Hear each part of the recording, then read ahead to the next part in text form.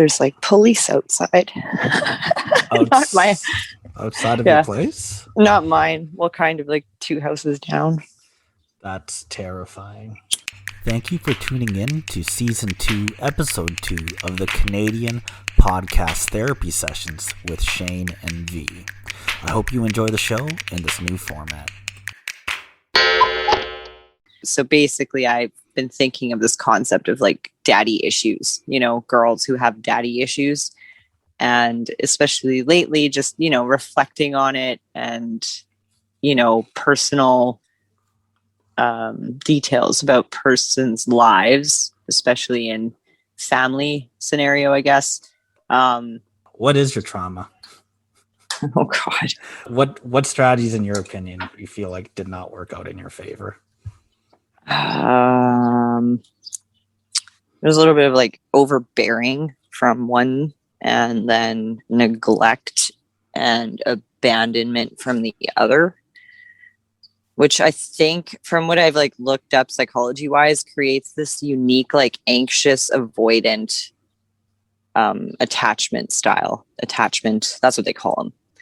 So basically, avoidant and anxious, I think that basically sums, so avoidant is you avoid conflict, you don't speak up, and then anxious is that you crave that attention, that validation, and like lots of paranoia.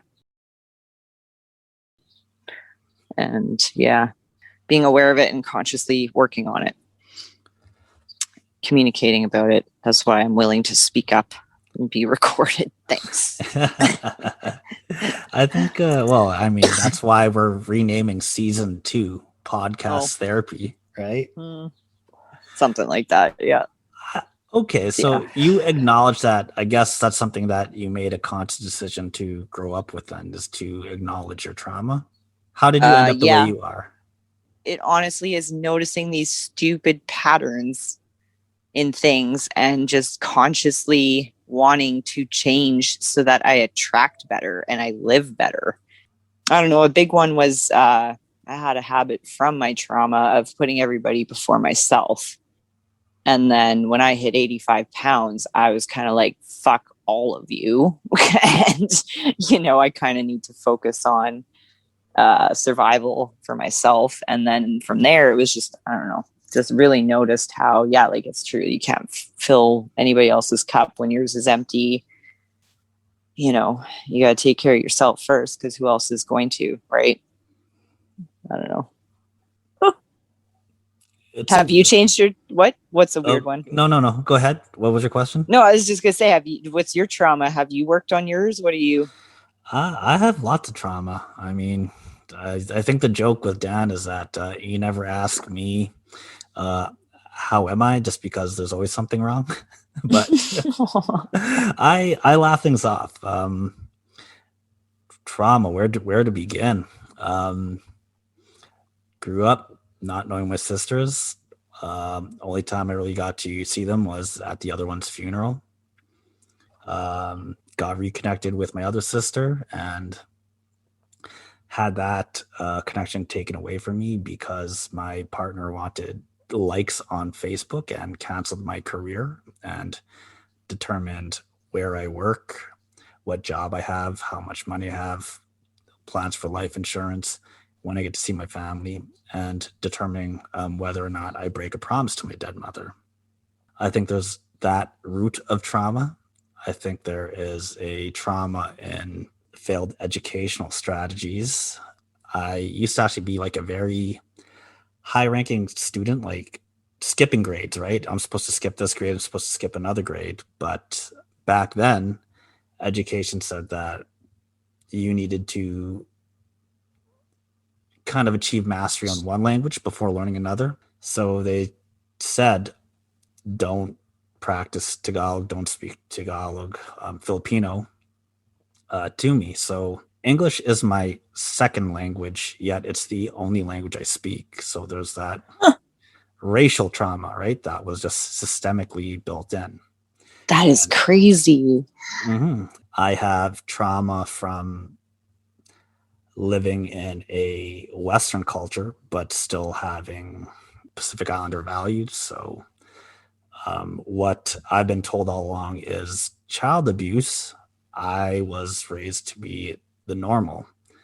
And because of that, I've always had there's some self-hate with the race thing, because Huh. I got physically beaten up, whether it's just for punishment or whether it's because my brother did something and I'm the closest one that's there, that my father would abuse me.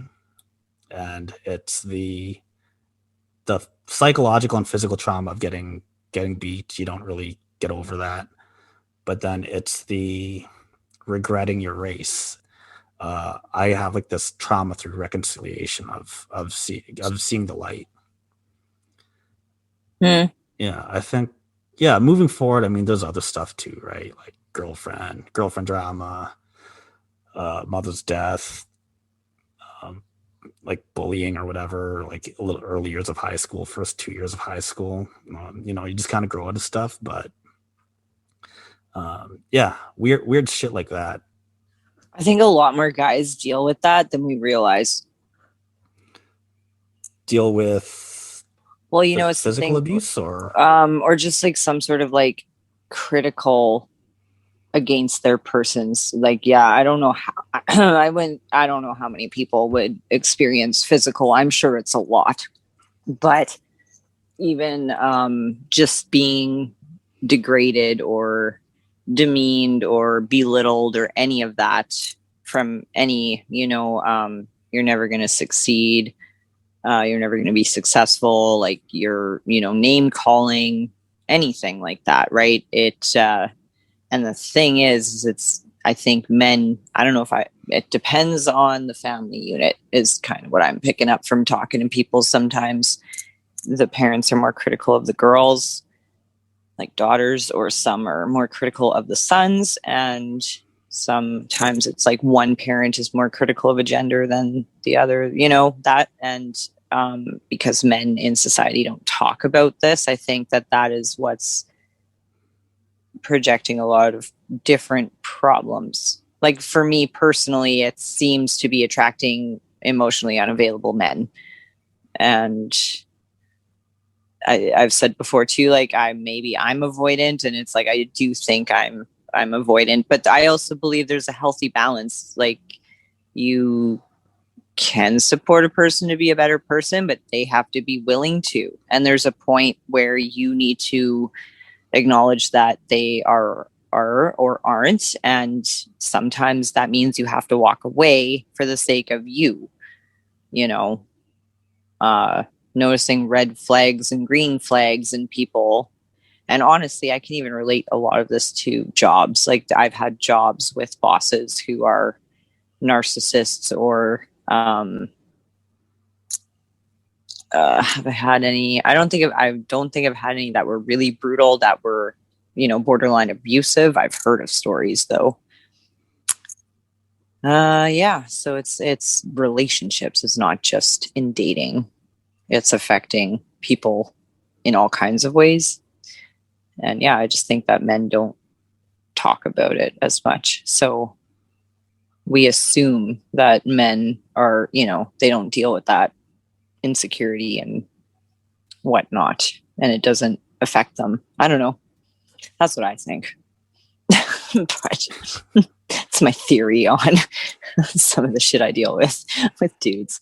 That's straight up what it is.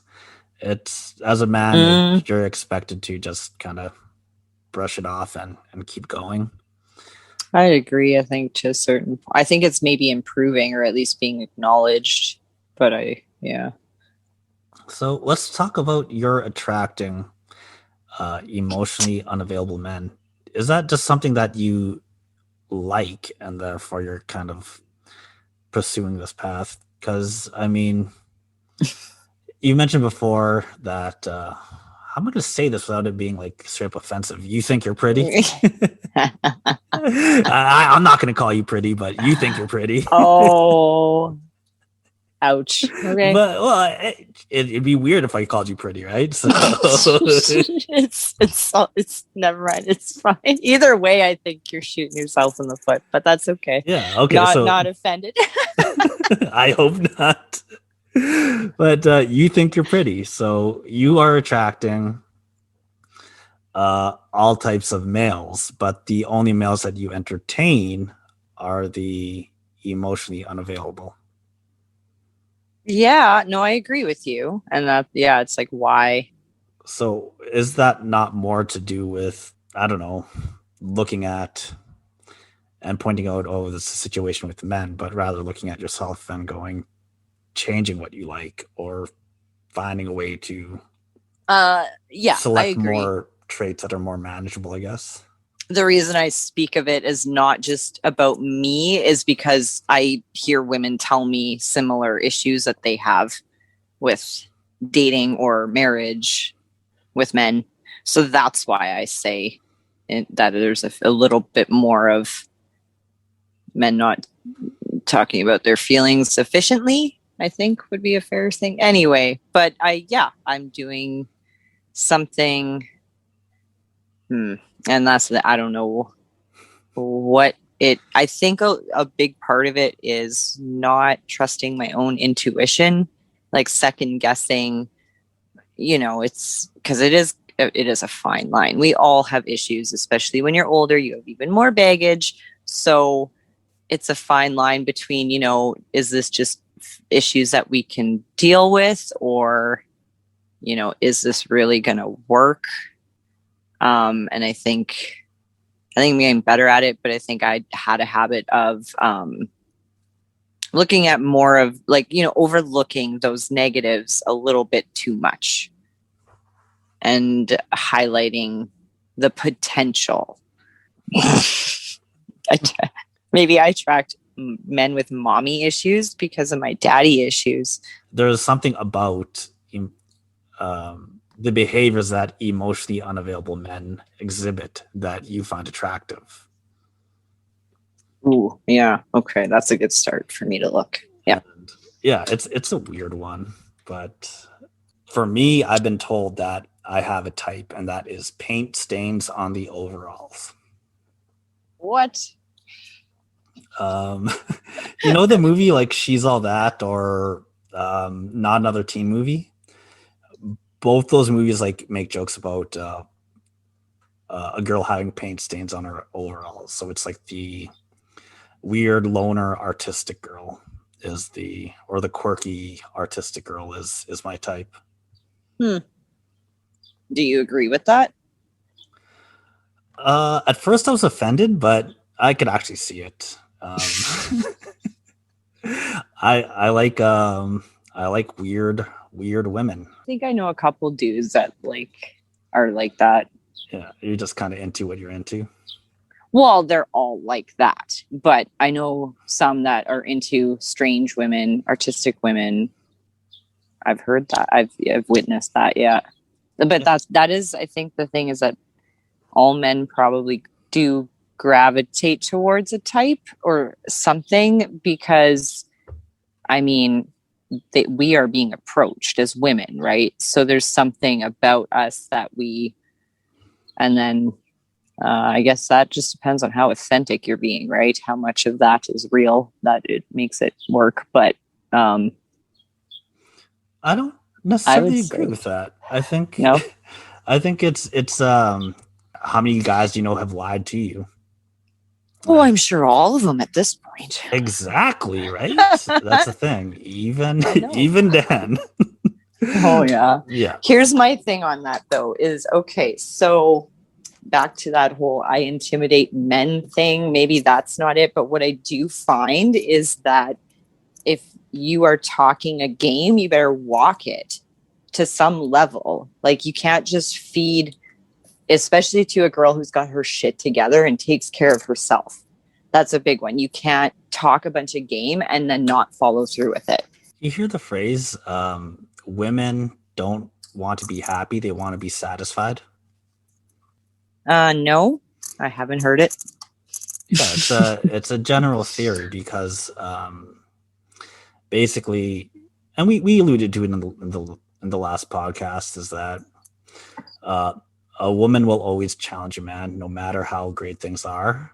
There's just no keeping a woman happy, right? And that's because she's challenging her male to have the best suitor of the bunch. So you, as a woman, will continue to shit test your man constantly, no matter what, to see if he's the best suitor.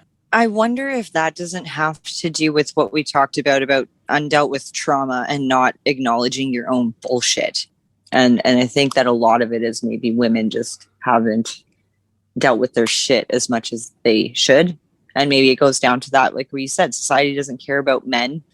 Women are just supposed to be taken care of by the men, but there's a lot of things that she needs to do, working on herself and reciprocating in that relationship too, consciously.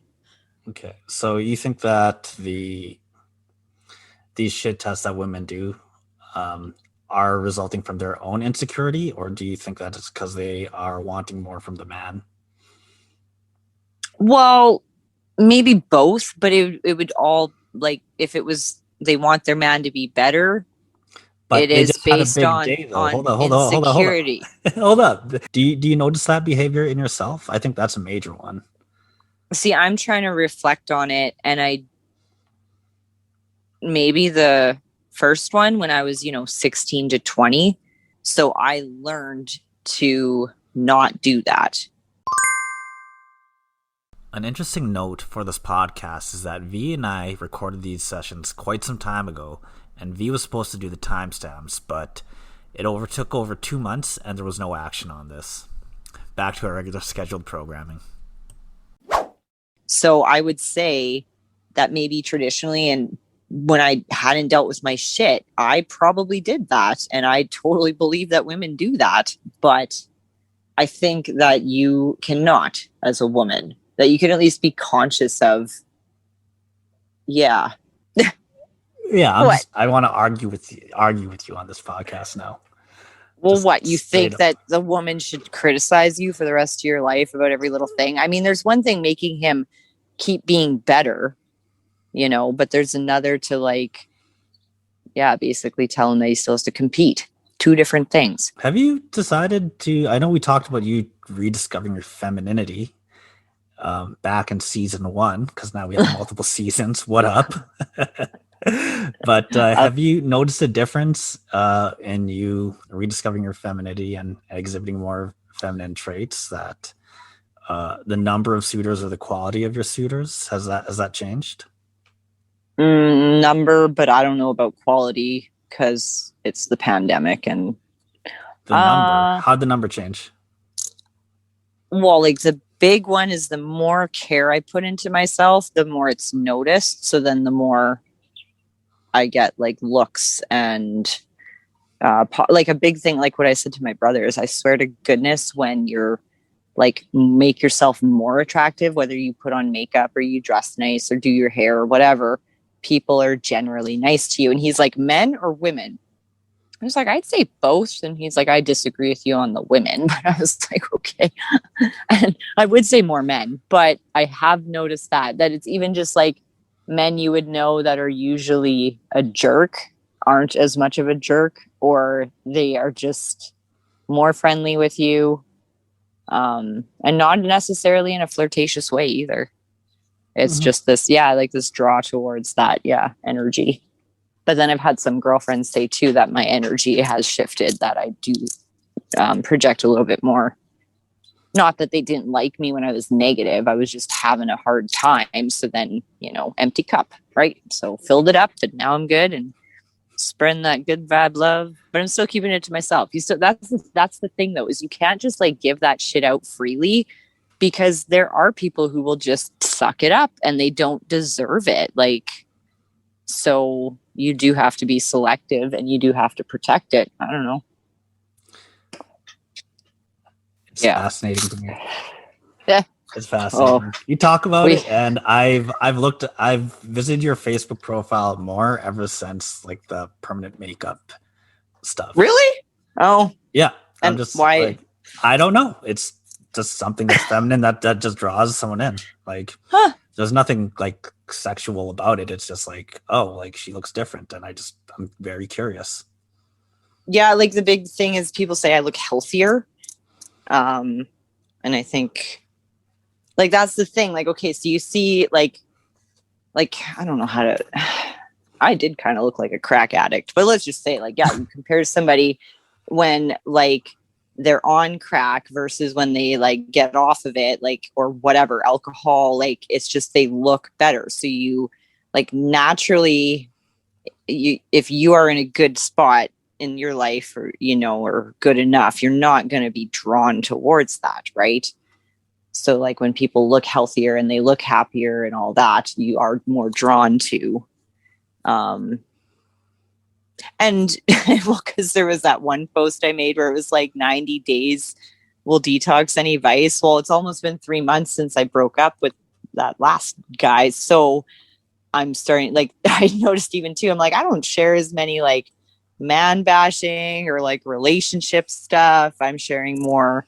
Yeah. So it's that too.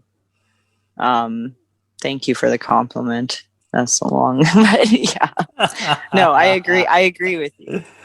It's a weird thing. But yeah, I find myself looking. I've never visited your Facebook profile other than when we were researching podcast guests. But now that you've have your makeup on or whatever, it's just kind of like, wow, okay, like there's something captivating about it. It's a weird thing. Yeah. And I kind of find myself drawn to it. I know speaking with you, like men just kind of get energy just from females, right? That's just have higher energy levels, and that stuff's just intoxicating to us. But having the look and then also your actual presence there, I think it's a good mix, and you should keep it up. So I'm wondering for our listeners, what advice would you give them to increase or rediscover their feminine side? Well, it's different for everybody, but I just say like put some work in on yourself. Like the permanent makeup really started with I wanted a facial because I wanted what? Shut up! I had a different. Fucking pig. I forgot for a second because we had intellectual conversation. Asshole. Hey, no. You can't say that to a guy and him not giggle. Like you wanted a facial. Depends on how mature you are, I guess. Not at all. Clearly. Or you guys maturity level up, you giggle more on the inside than on the outside. Anyway. So tell me more about these facials you get. Okay, no, I am getting stabbed in the fucking face. You're an idiot. You're so stupid. Okay. Oh god. Can we grow up now? No. Oh my god. Okay, we're done. It tints my skin too, and it's not white, you fucking pervert. Like Jesus. Okay. Okay, so you receive the facial, and then what happens? Well, no, that facial. Oh, fuck you. They're microneedle. Actually, like it's permanent makeup. So it's like permanent foundation on your face. And then, well, I always wanted the brows because, well, I guess that was the thing. It was kind of an insecurity, and it was kind of stupid, but I grew up in my teens in like the 2000s, which was a thin eyebrow trend. And I actually had these, like when girls get their brows laminated, where it's like a perm for your brows. Yeah, I know there's all kinds of shit you can do. It's insane. So anyway, it's like literally they just like put that same chemical on your eyebrows so that the hairs stay straight up instead of like, yeah. So I didn't get that, but I had brows that were like that. Those now in style, big, thick. And because I overplucked them when I was a teen, I actually had a tattoo artist pierce my belly button and tell me that one day I'd be getting my eyebrows tattooed on if I didn't stop overplucking. So at like 20, I stopped. try to grow them in and get them like shaped better. And there are a few other things you can do that I wanted to do, but I didn't like microblading. If it's not done right, it can leave scars. So this is actually like a very light tattoo. And I was like, yeah, okay, like this, I don't know. I like the way it fades out and looks. So I did it. And then the lips after that was just for fun. I think because the big thing is the more I work on myself, the more I feel better about myself, not just aesthetically, but the working out has made me feel healthier too. It makes me look healthier, it makes me look better, but it also makes me feel better. So it's just the more you can do to make yourself feel better, the more confidence you have, I think, is basically like a lot of it is confidence, just having my confidence back. We'll see after the next podcast how I feel about dating. I'm more open to it now, to be honest. Like I'm actually more like, okay, yeah. Into now that? I know, or just dating in general? In dating. I know some shit. What shit do you know? Yeah, that you guys want sex no matter what, so fuck that. I did learn a lot from those stripped down podcasts, I'm not gonna lie. Like the Mama's Boy one was actually really good because it talked about like how those issues might come up in men, like what they look like, and questions to ask, like things like, so what do you think about having a daughter? Like, what would you name your daughter? Would you want a daughter? Answers a lot of questions. You know what the thing is, though? I can't deal with people's bullshit. And get out of here. I would not have the patience for it. You say I do not act like that. I call out my own shit. It'd be different if someone were dating you. They'd be like, yeah, you come with a lot of bullshit. No, you might be right. It's mainly the I can't deal with someone who thinks they're right all the time.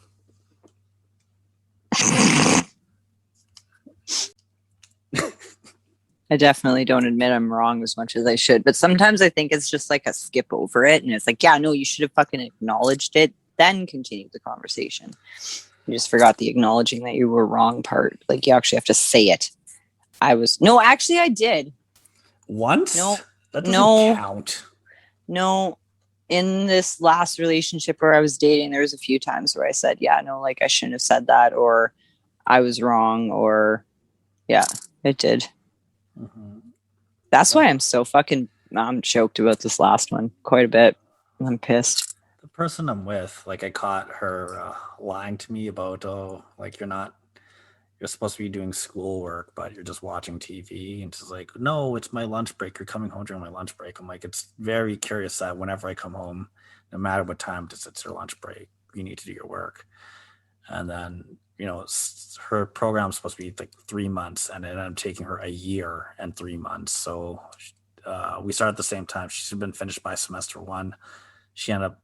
I ended up graduating before her. And it's like, well, why did you let me? And I was like, I've been calling you out the whole time, and yet it's still my fault. And it's just a very innate female thing. Why are you still with this girl, though? There's a story. I think I told you some of it. That could be for the next podcast. Get out of here. Yeah, I'm at 4%. I gotta go anyway. But all right, fair enough. Maybe we could text about it. All right, I'll let you have a good night. You too. Talk to you next time.